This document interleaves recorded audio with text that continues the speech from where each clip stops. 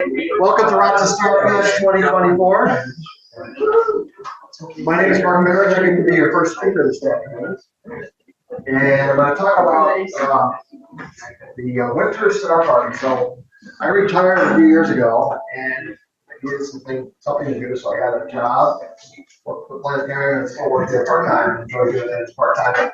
One thing I really enjoy doing is going to star parties. There's some regular ones that are close by. We go to Black Forest. Cherry Springs are pretty close to me, about 2.5 hours. There are some really fantastic star parties all over the nation, and I wanted to be able to go to some of those as well. And high on that list is the Winter Star Party. And I actually had tickets for the Winter Star Party in 2022. But if you'll recall, at the beginning of 2022, we thought we were going to emerge from COVID unscathed, and everything locked down again because a new variant had come out. And the folks at the Southern Cross Astronomical Society figured that they were going to cancel. I literally had my tickets in my hand 2 weeks before the star party was going to happen, and they canceled it. Well, I went to another star party instead. You guys heard about that last year. It was the Texas Star Party. And I didn't go this year, or 2023, because schedules didn't just line up. So I was able to go this year, and I want to tell you the story of my Star Party trip for this year. The image that you see here is US 1 going out the Keys. This is early in the Keys. If you can see, it's actually a 4-lane highway. The old highway is over here, and actually it wasn't really a highway. It was a train. There's a whole story on that. That's a whole other talk about the train. The guy that actually built this US 1 was actually building a train for commercial purposes, and eventually he went bankrupt and the US government took it over. It's a really cool story. But there's a nice view. It's not my image. I pulled this off a web of US 1 heading out the Keys.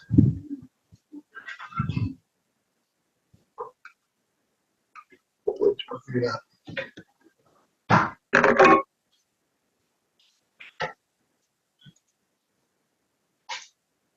And here is Scout Key.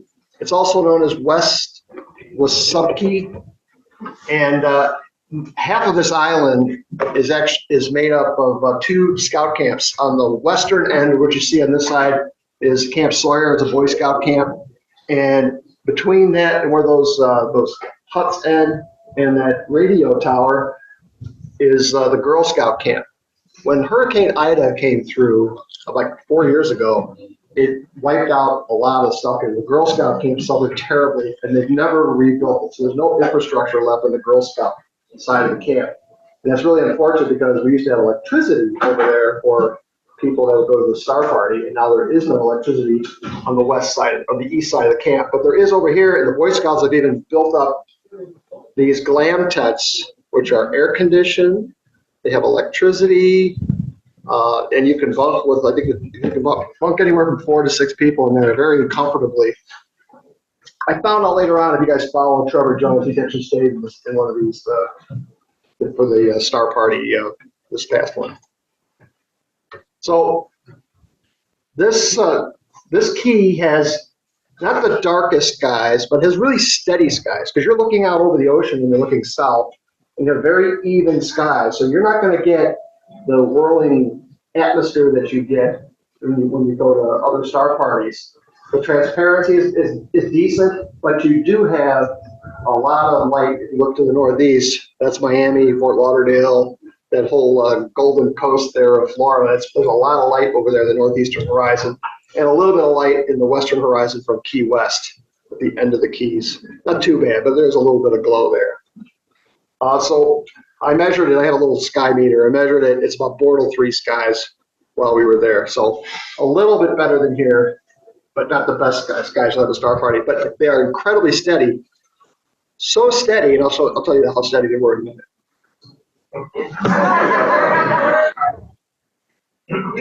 Well, I want to demonstrate it. I want you to visually see how steady they were. Where on that? Oh, so there's a little pin up here. Right. Oh, okay. What is that, like south of Marathon? Yeah, so Marathon is a little bit, it's west of Marathon. And then, There's a whole interesting geology about the Keys, and that these Keys are kind of little islands all strung out together, and all of a sudden these Keys are big islands, and then come down to a little boat shape, and actually tend to talk on how the islands were formed. It's another talk altogether. Yes. Just out of curiosity, what would the Bortle be? I've forgotten it, like Cherry Springs. So Cherry Springs is Bortle 2. Okay. Yeah. Here is about a Bortle 4. Bortle 1 is the best skies you can get. And that would be, I only know one place that I know that has Bortle skies, and that's the Okie-Tex Star Party. That's in the panhandle of Oklahoma. So here's the Southern Cross Astronomical Society. The Winter Star Party went from February 5th to 11th. I think it cost me, because you pay by the night how long you're going to stay. You could come for part of it, you can come for all of it. If you say you're coming for all of it, you're more likely to register a spot. Because people are coming partially, you kind of put in a hole and you fill in spots versus people who are going to stay for the whole week. And so I put my order in October, and I knew within a week or so that I was going to the Winter Star Party for this year. Next year's Star Party registration is October 1st. If you're interested, it's a little earlier next year, January 27th to February 2nd. And it was about $1,100. That's your site. It's not meals. It's about $1,100 to register for that. Site for an RV. Yes, so I had an RV site. If I was camping, it would be significantly less. What about the glamping? Yes, so you're 100%. I was trying to look it up. Because we're in between seasons, I couldn't find that figure again. It was there when I booked it, but I couldn't. Great question, Vicki. I wanted to give you that answer. But here's like above the island. This is the western side of the island. Oh, by the way, that cell tower, if you have AT&T, that's phenomenal. I was on Verizon, so I had like 2 bars. Still had 2 bars though. If you had AT&T though, you had a ridiculous service from that tower. That's the tower up there in the top right. So here's Camp Sawyer. All of this over here. You can do primitive camping over here. That's little tents. And then over here, you can have usually glamping tents, and a lot of those. When they fill up this parking lot here, 75 cars, they're done selling tickets for that part of the site. I stayed over on the yellow side. That's the Girl Scout camp. Back right when the bump comes out, right at the point of that bump is where I was camped, 20 feet from the water. You'll see that room. And it's kind of cool to be camping in February, 20 feet from the Atlantic Ocean. So that was a lot of fun.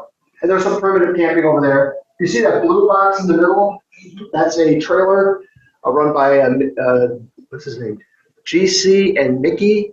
And they've been doing the Winter Star Party for 25 years. Last year was their last year. And there were a lot of tears when Mickey said that this was going to be their last hurrah. I'll talk a little bit more about Mickey. So we drove down and we left in January. And this is our path. You can see there's a big bump in that path because we stop. When you travel with your wife, you got to do things your wife wants to do too. Yes. So my wife has a really good friend who lives in Clyde, North Carolina. Literally across from their house is the Smoky Mountain National Park. It was absolutely gorgeous. They have a house on top of a mountain. It's a hill, but it's a mountain. It was gorgeous from up there. And we stayed there for 2 days with them. Went to a couple breweries, had some meals, and they had a really nice house. I was actually, a side note, they had sent me he had a drone, so I took pictures of his driveway to see if it would be okay if I could pull up his driveway with my camper. I'll show you the camper in a little bit. And I said, well, I'm not sure that I can make this because there were some hairpin turns coming up and me dragging a 21-foot camper behind my 19-foot truck didn't sound like it was real conducive to that. And so I parked at the bottom and I hopped in his truck and we drove up. And before we got about 300 feet, I said, this isn't going to work. But we drove all the way up to the house and I said, yeah, okay, we've got to find somewhere else to park this. Because it was hairpin turns and some of the driveway was like ridiculous. They lived on top of a mountain and it is gorgeous up there. So I had a buddy down the road and I parked my camper between a couple of barns, was able to plug it in. So while we were there, just able to leave the camper plugged in at the barns, and we had my truck to drive around. So if you're considering RVing or trailer camping for star parties, I like personally, I like the travel trailer just because I had more mobility that way instead of just driving an RV everywhere. And so we stayed there for 2 days, then we got back on track. We stayed mostly at KOAs. There's some really nice KOAs out there, and then there's some that are really basic. All the way down, the day before we ended up, I think we were in Fort Lauderdale, and then I had just like a 2-hour drive that morning to get to the Star Party. It was a nice, easy start. Here's the entrance to Camp Sawyer. And then I was on the Girl Scout side. So here's Camp Wasupki. And I meant to take more video. I only give you a quick piece of this video. Hang on. Hang on.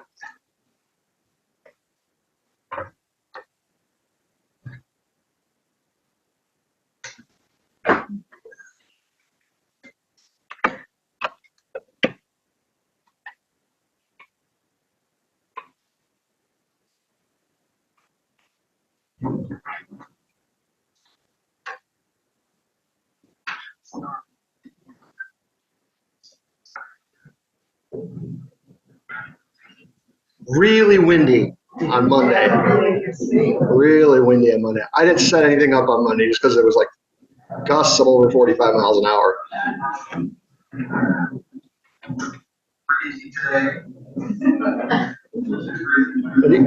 And they sell this out. You can see how many cars are packed together there. It's pretty full. Registration tents on the left. Do they have a pretty good record of being clear? Yeah, oh yeah. Yeah. There's a scary cut. Yeah. There's Mickey's. And they had lots of gear. I bought my requirement of buying a shirt for every shop. It's not like an outfit, I got a shirt. So they had so many old shirts that if you bought a shirt, they gave you an older, you can get a, what they call it. And they call it a legacy shirt. I mean, a legacy shirt. So pick a legacy shirt for free. So here we are. Here's my truck and my camper. We just pulled in, got everything set up. I said I got to take a picture of our site. So that's us for the week in Camp Wasupki. The guy in the white truck and trailer next to us, he literally camps inside his trailer. And he lives in Virginia, and he invited me to another Star Party in Virginia, which I'm going to go to at the end of September. The Stanton River Star Party. He had a nice telescope. I don't think I have any pictures of the scope now. So there we are, set up. You saw how windy it was, so I didn't set up the first night. I took a couple. This is image of with my phone, and I did a little. I think I put it in here as well. A little video. Or a GIF of shots taken like 30 seconds apart. But there's this guy looking, I'm pretty much looking south, and just after sunset. Anybody recognize any of this? So we had 40 miles an hour on Monday. We had rain on Tuesday, so I didn't set anything up until Wednesday. Why set it up just to get it wet? So I waited until Wednesday to set stuff up. Do you recognize anything up here? Scorpions? Serious. Yeah, so Sirius is right. So Sirius, there's a little different. Can you see a Messier object there? Yeah, inside the angle on the right side. Yeah, Yeah. and 41. Yeah. And 41. You can see that naked eye. Wow. Yeah, that's pretty cool. Yeah. You're looking south Yeah. across the ocean. There's Yeah. no lights. And what's interesting is Sirius wasn't scintillating. It was perfectly clear. But the star below was scintillating. Anybody know what that star is? Canopus. Yep, that's Canopus. Canopus was scintillating because it was close enough to the horizon to get a lot of that through. But Sirius was not scintillating. It was that steady. Pretty amazing. What's the altitude of it down there? I'm just judging. Yeah, so figure it's 20 degrees lower in latitude than we are. Okay. Yeah, so about right, yeah. And then, so here's a little GIF I made the first night of Ursa Major and Orion kind of coming across the sky. So I just set up my phone, took like 30-second images for about 5 minutes. That's what I got. Here we are on our site. It's during the day. It's still pretty windy. You notice my scope is not on the berm because I wanted to be able to look at stuff low on the horizon. Because there's a few things really low. Even though it's a crappy view looking at stuff really low, then I'll only be able to see there. So I set below the berm so I can actually look right over it and not be a couple feet above the berm. So that's where I set up. It's low on the outside. There's sunset. I don't remember if that was Monday or Tuesday night. And you can see that the far side of the island where I was, it wasn't quite as dense where you saw me walking earlier. Did you have issues with sand? There's sand. Where we were, there's sand, but there's grass on top of that. On top of where I'm, so you can see the grass here. If you go over the berm, it's all sand. Sand, and then there's it's hard coral leftovers. Dead coral stuff. You kind of walking almost on limestone out there.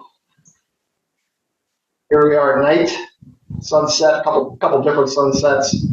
And the picture on the far right, I don't know if you can see that very well with all the light here, but that is about 1:30 in the morning, 2 o'clock in the morning. You can see Orion setting in the west, and my wife reading in the camper. So I outfit the camper with all these red covers so that we don't disturb it again. What was like the evening temperatures like? Even temperatures were incredible. I'll have to slide about that in a minute. Okay. Here's the schedule for the week. So Monday's kind of a welcome. All the talks were Tuesday through Thursday. So Friday was pretty much do whatever you want. Saturday, do whatever you want. The door prize thing was on Friday night. And I put check marks by the talks I went to. There were lots of talk. This Martin Caminos did a great talk on celestial navigation, and I'll go through these in a minute. But these are the talks I went to. If you want more information on that, let me know, and I'll send you some notes on this, or I can send this presentation out in a PDF if you'd like. Thanks, Doug. So here's a quick summary of the talks. So I brought my February issue of Sky and Telescope with me because they had a great article in there about winter observing in the south. I said, this is going to be great. I'm going to go to the Winter Star Party, and I'll have all these objects. Well, the guy that wrote the article did a talk. So Mario Mata gives this talk, like, I just read this. I didn't realize it was the same guy. And so I actually used his list. I observed a lot of the things on his list, including this pencil nebula. I didn't see all. When I looked at it, I didn't see all this stuff out here. And it's all over this. But it was a great talk that Mario gave, and he actually gave two talks, one right after the other. After this talk, he did one on building his 32-inch telescope in observatory, which is also really interesting. And this is an article, so if you have this is available readily online. I don't think you even need a subscription to get this article if you want to read it. So those were Tuesday talks. On Wednesday, we had a beach walk in the morning. And it was a little more than a beach walk because we ended up picking up garbage on the beach. But we had a really interesting talk by this woman in this wheelchair on the geology of the Keys. And that was a really fascinating talk. And then we went out and picked up garbage. We actually found an airplane engine. Metal, the cowling around for an engine on the beach. It was a little one. It was like, like this big around. Made initials AE on it. Yeah. And then at the end, we got this nice, I helped clean the beach T-shirt. And then so the talk I had was celestial navigation. It was actually 3 days. So we kind of did an introduction. The second day, we actually did a hands-on because we were going to measure where the sun was. The object was to determine our latitude and longitude using a sextant. And so we demonstrated it, and on Wednesday we went out at noon. You can see me using a sextant, measuring where the sun hits the horizon. And then the last day we did all the math to figure out we were within. I want to say we came within a half a mile of being pretty correct to where we were, which is pretty amazing.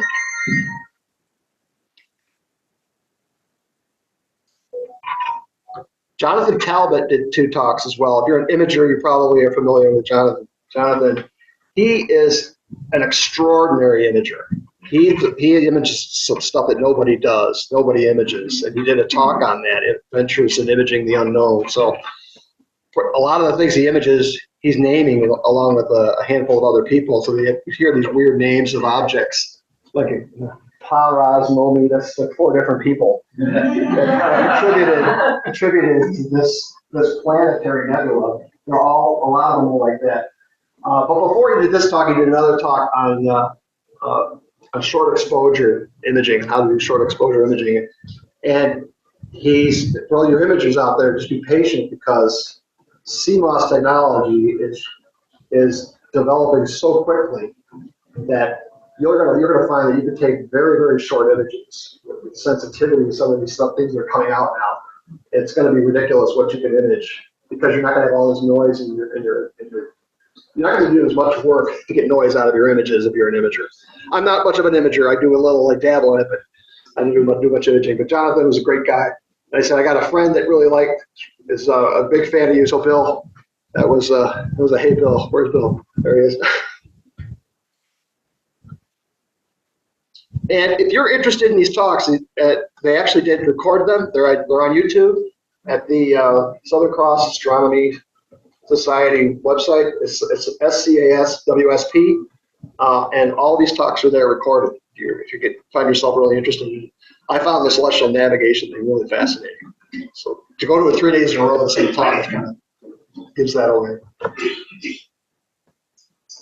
We met a bunch of cool people, including somebody who had a Moluccan cockatoo. That's Soleil, who is the smaller of the two. I don't think I have an image of the other one. But here's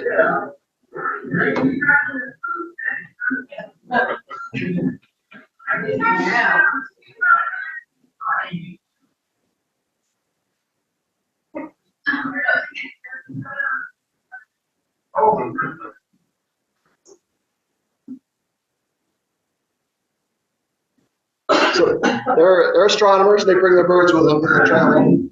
Like Janet likes Oh yeah, that's my wife Janet. I'm surprised you didn't go home with one more. We almost did. it. They were bonding, yeah.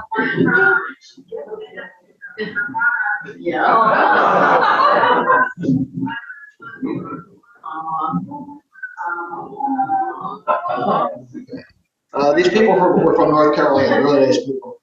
They bring their birds with them wherever they go. And when they had a Airstream camper, and the birds had to run the camper when they inside.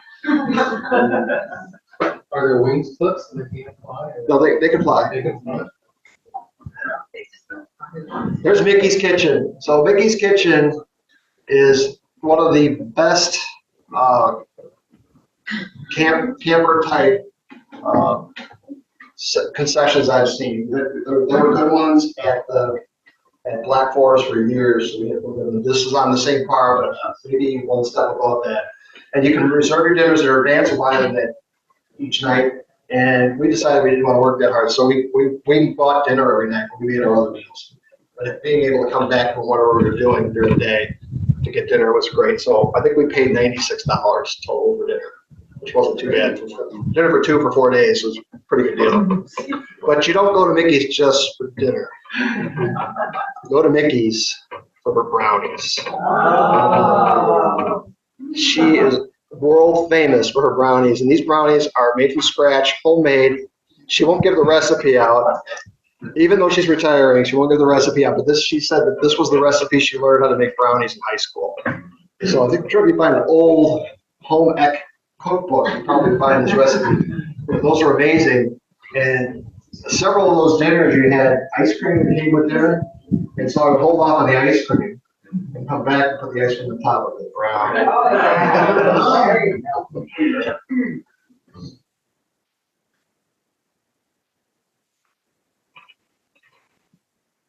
There's a beautiful winter sky, this is February. And so it was, I don't think it got below 70 degrees at night. So I was out there in shorts and a t-shirt and my sandals observing in February. It's pretty cool. Here's my observing list. So I had Herschel 400 objects that I'm doing. And thanks to this trip, I think I'm down to like 6 Herschel objects to get to my Herschel 400. I got 6 left. And then I went off to, after the S&T Southerly Winter Targets. If you go off of this list, the first handful were still pretty, they were in the west, so they were over by Key West. It was pretty quiet over there. I couldn't find the first handful. But there were several objects that were pretty amazing.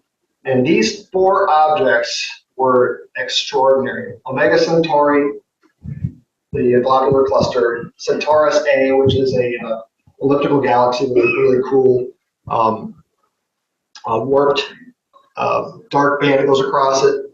And Eta Carina is really low on the horizon. And I would describe it to you as if you took the Lagoon Nebula and then rotated it 90 degrees and put another Lagoon Nebula on top of it. That's what Eta Carina looks like. It's really interesting. So this is the first time I saw Eta Carina, and it would have been the most amazing thing I saw. But when I saw Thor's helmet through my eyepiece, now I've never seen Thor's helmet at 40 degrees off the horizon, and so it was extraordinary to be able to see it that high. I've seen it before; it was kind of no big deal, but that's going to look through a lot of crap. But down there, Thor's helmet was amazing. You'd actually see the wings coming off. And I want to demonstrate a little bit what it means to see stuff down there. So here is Omega Centauri. What I did was I went to, got the size of Astro, what does it say on there?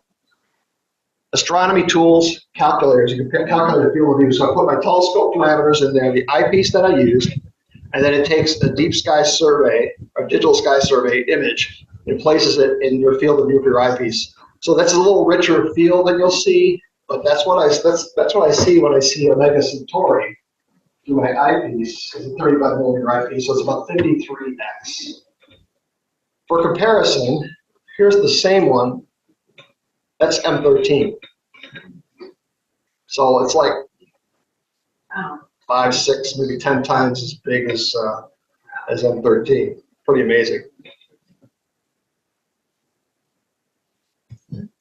Here's Centaurus A, and Centaurus A looks like it's brighter here, but it looks almost exactly like that. The core is not as bright as you're seeing in this image. And here is Eta Carina. You can see that it's almost like you have a lagoon nebula here, Really pretty. And you can actually see this nebulosity in Eta Carina without filters, even at a very low altitude off the horizon. So I can't imagine what it would be like if it's higher in the sky for you. It's got to be absolutely spectacular. And here's what the one I really loved was Thor's helmet. Now what I saw, I did not get some of these little details in here. And here you can see the line across here and the wings coming off each side and the hull that makes the helmet, the Thor's helmet. It was pretty spectacular viewing. Yeah, thoroughly enjoyed the views from Florida in February. There's me on the beach. It's about 10 o'clock in the morning on like February 2nd. Oh, it's later than that, February 5th or 6th. And yes, I did observe at night with shorts and sandals on the beach in February. So it wasn't all there at the scout camp. We took 3 days. We went to explore around a little bit, and we actually went to Pine Key right next door. Kind of drove around. It's just like a neighborhood. There wasn't much to see there. But the next day, on Thursday, we went to Key West, and we enjoyed Key West so much we went there again on Friday. So Key West is a really nice little harbor town kind of thing. It's all these destination southern towns. New Orleans has a theme to it. Nashville has a theme to it. This is a very beachy town. I really enjoyed Key West. And there's some very famous places there. We went to Hemingway's house, and incredible stories about Hemingway. I'm not going to get into it. The Audubon house is there. It was a little pricey to tour the Audubon house. We looked through a bunch of the pictures and stuff in the lobby. They actually were selling Audubon pictures there, and at a decent price, actually. We did tour Truman's little White House. That was a pretty cool Truman was a Navy guy, and so the Navy maintained this place, and there's all kinds of interesting stories about Truman. This is where he would go in the summertime for his White House. This is before US 1 was 100%. It was like training to get there or sail in. But being a Navy guy, it's pretty easy for them to just sail in. In fact, they preferred that because they could keep better track of what's going on. So Truman's little White House, and then Duval Street is the main drag. So up and down, so all kinds of little antique type things. And then US 1 ends here. There we are at the end of US 1. So no observing Monday or Tuesday. We observe Wednesday, Thursday, Friday, and Saturday. So four solid days of observing. And then on Sunday we head back. And here's the trip back, which is a little bit shorter, a little more direct. But on the way back is the Kennedy Space Center. So we actually camped at KOA in Titusville, and literally 2 miles away is the Kennedy Space Center. So we're able to spend a day there, and I'll show you that in a minute. Stopped over in South Carolina for a night, Kings Dominion, West Virginia. This was tricky though in February because a lot of these camping sites don't have running water until springtime.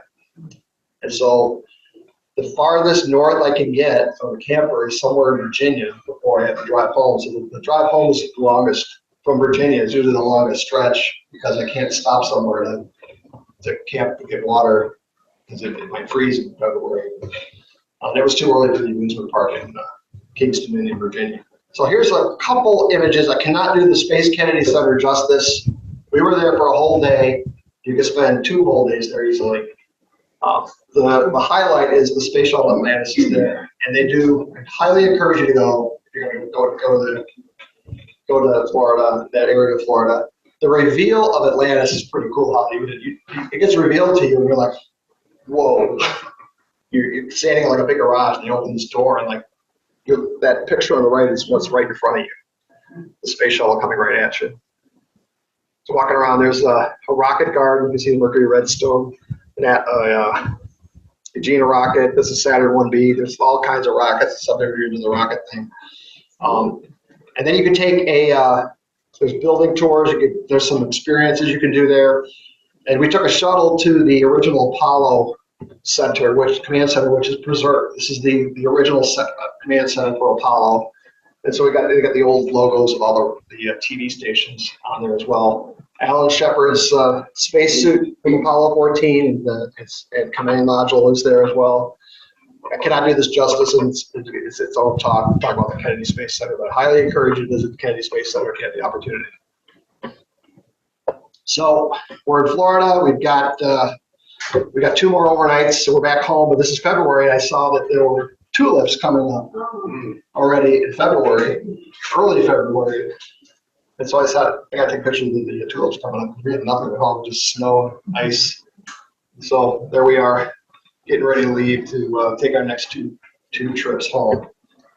And so that's pretty much my Winter Star Party summary. So I'll take questions if you have questions on it. But I also have one more slide I'll show you before I take questions. This is my bucket list at the moment. So everything on the left I've been to. The Black Forest Star Party, the Cherry Springs Star Party. We're very fortunate to have Florida Blue Skies 2.5 hours away. The Copernic Astrofest is a nice little star party down in Vestal. Almost Heaven Star Party. I'm going to go to my second Almost Heaven Star Party in the end of August. I really love the Almost Heaven Star Party. That is on Spruce Knob in West Virginia. That's the highest point in West Virginia.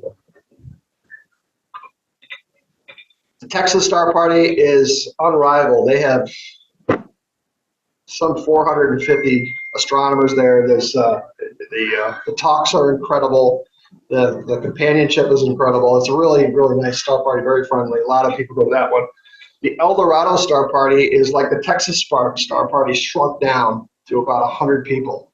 And it was a very intimate star party, it's kind of interesting because I saw people there that I saw the Texas Star Party and Black Forest. There are people that do what I'm doing right now and go to these star parties. And it was like, did I just see you like the Texas? Yeah. And this is it's run by a guy that has a X-Bar Ranch. And he runs it himself. He has this cow ranch, and he makes more money in the Star Party now than he does really doing other stuff. He's actually considering selling it all. I sure hope he does it. And then the Winter Star Party I just did. So I've never been to, so the ones on the right I have not been to, but I would like to go to. And I haven't gone to Stellafane. I know a number of you have been to Stellafane.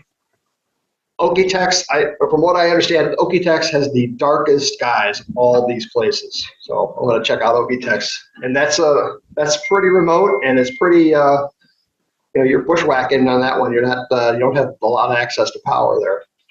The Stanton River Star Party, I'm going to go to that one actually in the first week, the end of September. The Oil Region Astronomy Society, that's the one that Larry McHenry belongs to. They have a star party called the Astroblast, and so I think I'd like to go to that one. Where do they have that? It's in Pennsylvania, and I don't remember. They have a site that they have that. Yeah, you go across on 80 to kind of like Clarion, and then you go north. Have you been to ORS? I signed up for it this year. Yeah. But it's very hilly from my little truck on that trailer. Oh, is it? I mean, Oh, yeah, boy. Larry goes to it, and there's a couple of Yeah, it's in Pennsylvania. It's in Western Pennsylvania. I don't remember exactly where the site was. Peach State Stargaze. What's that? Yeah.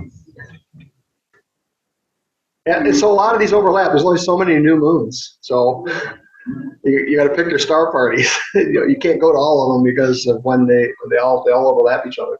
The Peach State Stargaze looks like an interesting one. It kind of dwindled down a bit, and I guess it's starting to rebuild itself back up. It's not a huge star party, but it's in a really nice area. And I was talking to Rick Albrecht about it, and Rick was one of the, for those of you who don't know, Rick is one of the founding guys of when this site was being built. And he used to live in Mendon, north of here, and now he's out in he's in Georgia. And he says, "Well, if you go, let me know." If you want to go, let me know. So maybe I can do a little stargazing with Rick. The Nebraska Star Party, I understand, is an amazing star party as well. You've got flat land all around. It's really dark. But that's a far distance to go, bringing a scope. But then there's the Oz Sky Star Safari. That's in Australia. That's one I would love to go to. Now, I think that in 2026, 27, 27, 2028. 28 is the eclipse. 28 is the eclipse. And I looked at the eclipse, and it's like just outside of where they normally have that star party. It wouldn't surprise me that for that year they might move the star party into totality. So maybe. Now I'll take questions. Yes, Bill. Well, down in the south there, I vacationed a lot many years ago. I remember on a windy day, the cars actually get a little bit of a film on it with the salt air. Aren't people nervous about the really expensive telescopes right on the ocean when the wind is blowing? Because that salt, that's corrosion. I would Like imagine. on your mirror, Yeah. So, but nobody seems to worry about it. Or nobody said there's been a problem No. getting in the gears and all the No. telescopes. I would be really afraid. Yeah. I don't know. That's why I never wanted to go down there. Really? Yeah. I figured if you're only going to expose it for a week, probably not a big deal. If you're going to go there all the time. Well, with that wind on the ocean, I know it kicks. Oh, you saw how windy it was, but it really was windy that one day. And then it rained, and then it was pretty calm for the rest of But it. you never felt it, like you could feel it on your skin, that salt there. Yeah. I was just wondering. Yeah, I didn't feel that. I know what you're saying, though. I didn't feel that when I was there. Good. Gary? So what's the observing like generally in the whole Florida, in Florida? What did you hear? What's the observing like? Yeah. Well, I don't know about Central Florida. It's pretty warm there, and I would imagine you're gonna have some seeing issues over land because you got a lot of radiated stuff going on there, so it probably gives you some. But if you're looking over the ocean, it's all pretty much the same stuff. It's nice and flat. You don't have, it's pretty uniform skies. It's more of a laminar type sky. You don't get the twinkling. Like I said, Sirius was not twinkling. Canopus was a little bit, but Sirius was not twinkling. Is it cloudy a lot?